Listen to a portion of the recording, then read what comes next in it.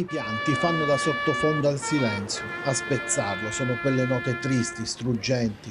I volti dei compagni di scuola, degli insegnanti, di Giuseppe Di Dio, il giovane ucciso sabato sera a Capizzi, sono segnati dalle lacrime. È un lunedì pieno di commozione e anche di rabbia. All'istituto alberghiero di Troina, la scuola che il sedicenne frequentava, ogni giorno 28 chilometri su e giù per i Nebrodi, col sogno di diventare pizzaiolo, un sogno infranto da un proiettile destinato a chissà chi, foto e frasi che raccontano chi era Giuseppe, su cui banco stamattina c'erano fiori e un orsacchiotto bianco invece dei libri. È un dolore che non potrà mai essere alleviato, un ricordo che resterà sempre con noi. Il sit-in davanti alla scuola, poi in piazza, una comunità scolastica sconvolta.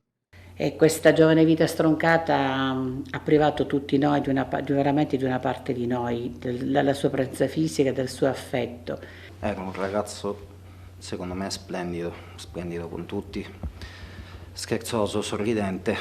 Non credo che ci sia altro da dire, perché era una persona comunque disponibile nei confronti di tutti.